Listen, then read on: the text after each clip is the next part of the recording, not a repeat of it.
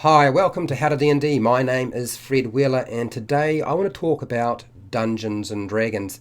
And specifically, we're going to talk about how do you hatch your baby dragon egg. Now, in Dungeons and Dragons 5e, this is the topic we want. This is the topic I'm going to talk about. And I thought what I would do is I would talk about it from my perspective, but primarily I had a discussion with one of my subscribers, Fred Hubber, and he sent me a whole big list of information via email, which I am going to read to you and go over with you and talk about some of the issues that I found when it came to dealing with having the players have a pet dragon, a pet baby dragon. First, hatching it is one of the most complicated processes. Now, if you are the Dungeon Master, the Dungeon Masters let you finally have that dragon egg. You've managed to get that dragon egg, and it seems viable, and now you want to hatch it. How do you do that? It is a question I asked myself when it happened in my game, and I had a young lady who was adamant that no matter what, she was going to hatch that dragon, and then she was going to have a pet dragon. And I didn't want to blow that out of the water, so I let her have it. It's not something, honestly, that I would do again. If I was running the game, I really wouldn't allow a baby dragon in the party, and for a number of different reasons, but that's beside the point because we're here about how do you do it. So how do you hatch your baby dragon egg in Dungeons and Dragons 5e? Because apparently there are no rules. Yes, you've already looked, you couldn't find anything, you're scouring the internet, and I did the same thing. There are some fairly useful books. They are Dungeons and Dragons 4th edition. I have two of them, and they do talk briefly about the topic in terms of how to go about hatching. There's a different way for every single one. So if you were wondering about why there are no rules, I would imagine that the designers for Dungeons and Dragons 5e could only see there being problems with doing this, and therefore they've left that concept out of the rules. So fortunately for everybody else, Fred Hubber has sent me some notes, some emailed notes, which apparently have been taken by Fernalis Guide to Creature Care. I think I've got that pronounced right. Fernalis Guide to Creature Care. I'm sure Fred will correct me if I get it wrong. I know nothing about this resource, so if you want to ask me questions about this resource, I couldn't answer those questions because I have no idea whatsoever. Now, a living baby dragon egg can be sold for about 10,000 gold pieces, probably a lot more, but you have to find the right person. The right person will pay a good a price. It's not something you can just go into any old store and say, look, I've got this dragon egg, can I have 10,000 gold? And then haggle for the price to go up. You're going to have to go and find a special buyer, somebody who has got a very specific reason for having that dragon egg. And the type of people who would want a dragon egg, I would imagine, would have all sorts of ulterior motives, probably not very good ones either, particularly if it's still alive, because they're going to try and hatch it themselves, and then who knows what's going to happen next. You could be doing a deal with the Cult of the Dragon for all you know, and the next thing you wind up with a Dracolich further down the track. Okay, raising a dragon from an egg that you have stolen, because to be honest, chances are that's the only way you're going to get it. It's not like a dragon parent is going to leave their eggs unprotected. And even if they do leave to go and do feeding and so forth, remember, our dragons can survive for a very long time without having to eat and feed. But they will have some sort of guard who looks after them. It might be kobolds, it might be some other creature, it might be drakes, and they will still be protecting those eggs. So you're not going to be able to just grab those eggs because they're just lying there unprotected. They are going to be protected. So taking a dragon egg is pretty difficult. It's not something that you're going to find easy to do.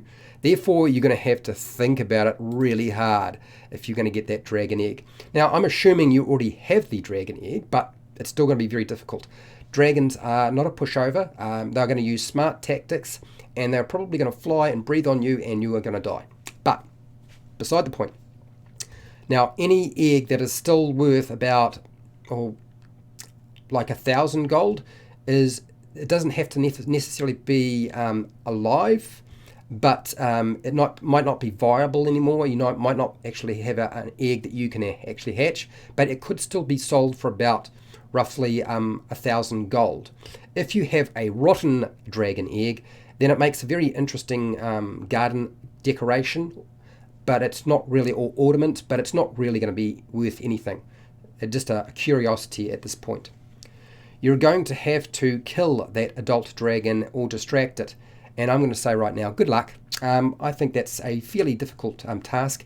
And if the dragon eggs are protected by two parents, you are truly sick that you would go to those sorts of lengths to actually get the egg. Because if one of those dragons is alive, or both dragons are still alive when you get the egg, because you've managed to sneak it out of there some way, whether you are, who knows how you've done it, they will hunt you down and find that missing egg. They will search everywhere. That missing egg is not going to be missing for much longer. They will find you. Now remember, dragons have been around a long time, so a lot of dragons may in fact have access to spells like scry and other types of divination spells that allow them to figure out where you are, where the egg went, locate object. Can you imagine? I would imagine that it would not be very difficult for a dragon to use the spell locate object to find their baby dragon egg. Now, it could be the male or the female who are caring for an egg. It just kind of depends. There's no sort of set rule regarding this. Different dragons have a range of ways and different requirements in terms of hatching. So I can't cover all of the different ways that you could go about doing this, because there are so many different types of dragons, and therefore it's going to get quite complicated, and I can't go over all of that in one video. It would be sort of ridiculous. Okay, so here is some advice. I have a featured channel and a fellow that does really good work in terms of Dungeons and Dragons lore, and I recommend going and checking out AJ Pickett's video on dragon wormlings, because he does cover in a reasonable amount of detail the process and the different ways that dragons might be hatched. He does talk about the wormling and the hatching process, and I would recommend going and checking out his video. You'll find it quite useful. I certainly did. I thought it was quite interesting. Watched it a long time ago, rewatched it just recently. But here are some common things that you might need to have to do to make sure your egg is going to hatch correctly. First off, when I did it in my own game, I insisted that the player had to sit on the egg for a certain number of days or hours per day. And I did not define exactly when it would hatch. I strung it out for as long as I possibly could. Now, this was completely arbitrary on my part, as I was trying to figure out what I was going to do with the player, because I didn't really know if I wanted to have a dragon being hatched in my game. So I, as the Dungeon Master, I played it out that way, and it gave me time to think about some of the issues that might need to come up.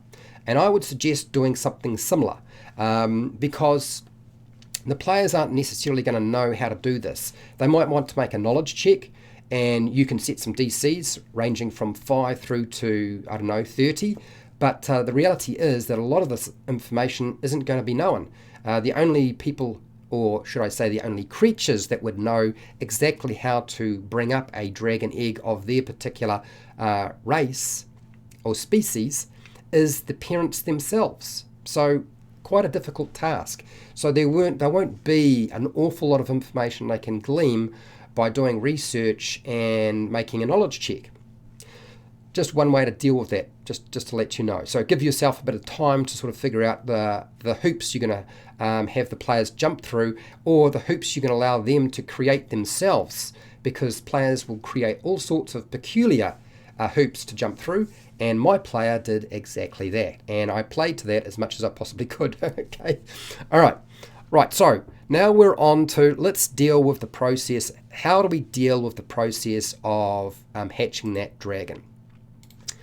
Common chromatic and metallic dragon eggs need to be on a bed of gems and precious metals. Now this can be a range of different precious metals and gems, But the concept is that they will lose their viability if they're not sitting on those gems. So that means that a dragon's treasure hoard is not just a product of greed, it's a product of this is what I need to actually allow me to lay my clutch and have them become little baby dragons. So now, to give you an idea, a dragon will lay anywhere from 2 through to about 5 or 6 eggs every hatching. So that's quite a few for a creature of this size. It's not a huge amount when you consider something like other creatures, but certainly still enough. And I'll explain to you how this works in terms of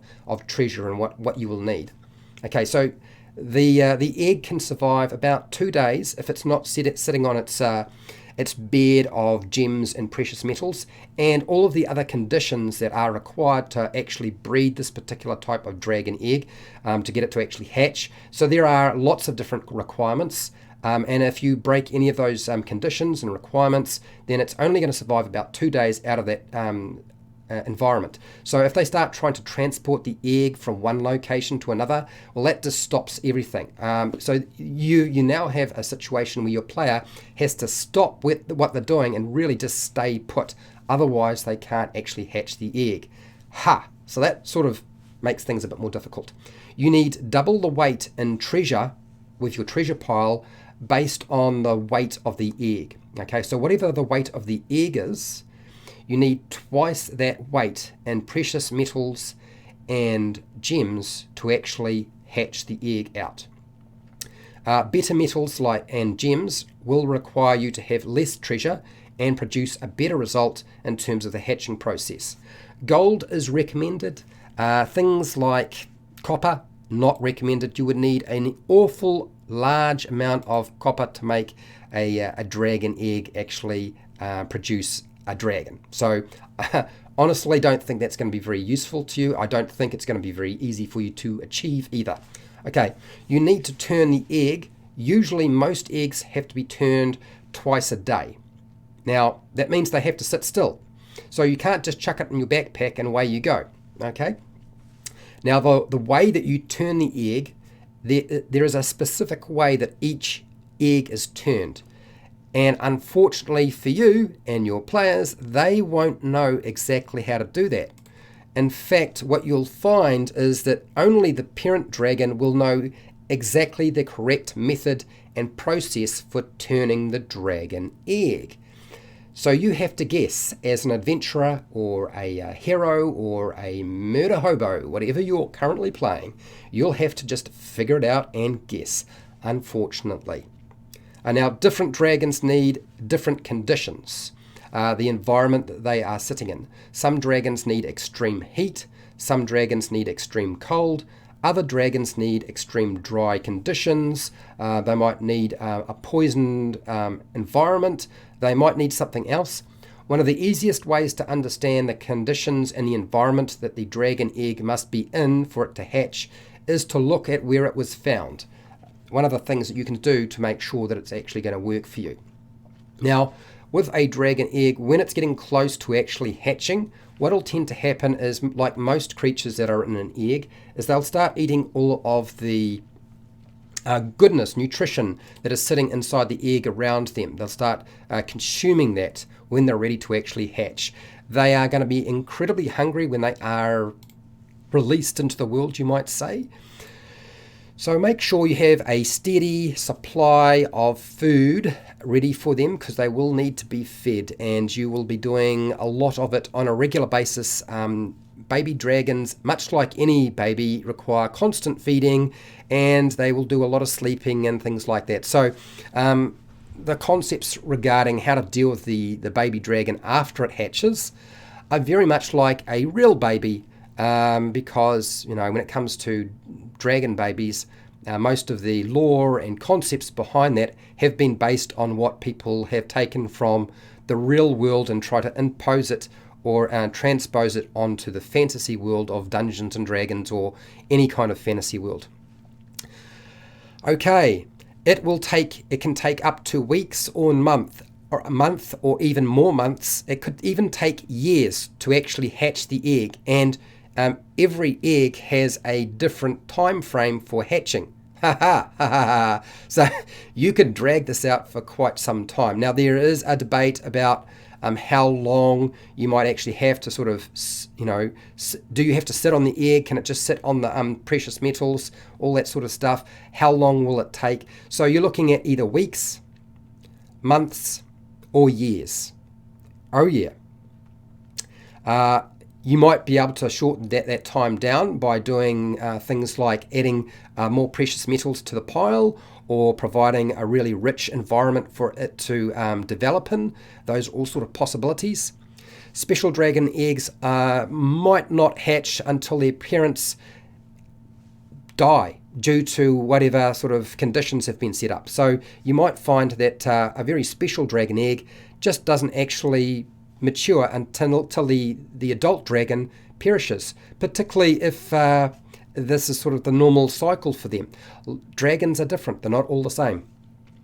Other special eggs might only hatch upon certain planetary alignments. If the planets are aligned in a particular way, then there might be a prophecy that has to pass before the egg develops. And so no matter what you do, it's only going to hatch under those conditions. These special dragon eggs can be left in any environment and can withstand, when it comes to special dragon eggs, they can withstand all sorts of different environments and conditions. And they don't have to sit on a bed of treasure.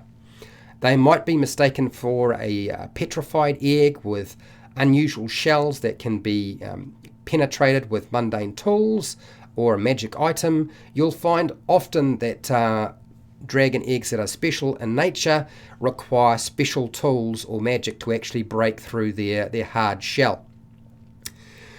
The hatchling will be extremely hungry, as I said before, so make sure you have plenty of meat available, because usually they're going to require that. A forest dragon hatchling will only eat a certain type of vegetation. So some dragons are going to require vegetation. So forest dragons, vegetation. And so you're going to have to figure out, what is that? Some may need gold ore, not just metal ore, but gold ore. Certainly gold dragons, they will consume a diet of gold. So you thought this was going to be a cheap process. Well, no, it's going to be a lot more difficult than that. Most dragons are under about 2 feet long when they actually come out of the egg. Some eggs can grow up to quite a large size.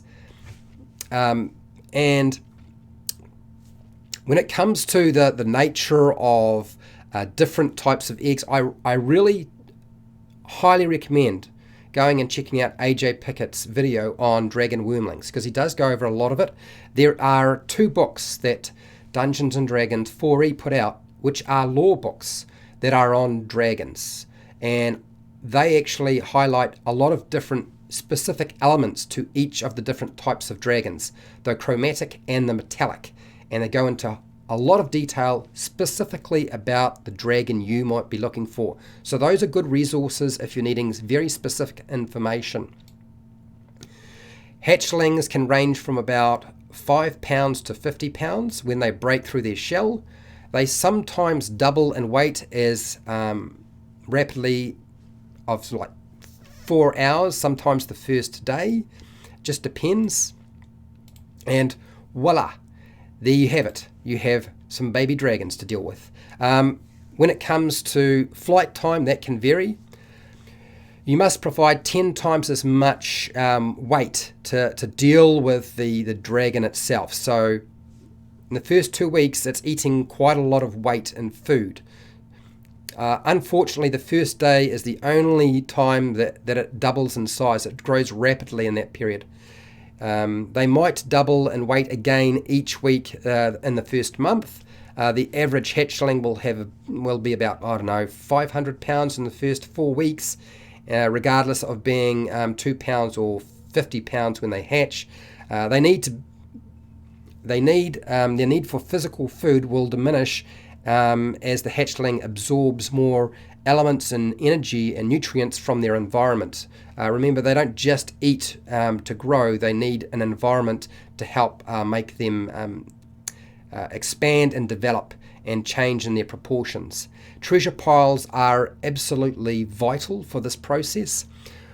Within a week, a hatchling will commence producing small bursts of breath weapony stuff. Yes, that means the breath weapon comes out. So you can look forward to all sorts of damage occurring because they will test it out. Initially, they have very little control of their breath weapon, so it'll look like more like a sneeze or an allergy, and then result in like problems. A little burst of energy and maybe the loss of 2 hit points, which is probably why the Game of Thrones lady who brought up those dragons was always seemed to be covered in soot and dirt from all of the burn marks and the soot produced from the baby dragons as they let loose with their dragon breath. Ha! You're gonna have a lot of good fun dealing with that. I don't envy you at all. Sorry, I'll stop laughing.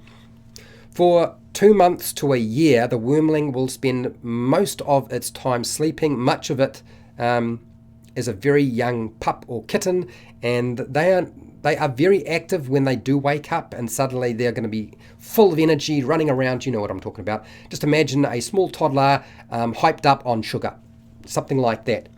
They must be returned to their nest or precious metals so that they can absorb energy and sleep. Otherwise, it's going to cause a few problems.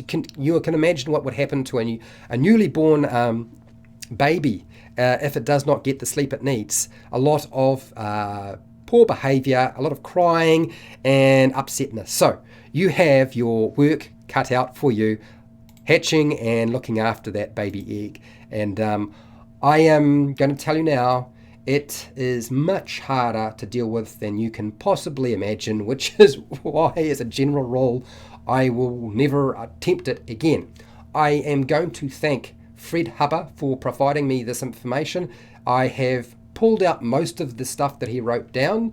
I am certainly willing to make his notes available if people want, but I'm probably going to chuck that onto the Patreon page.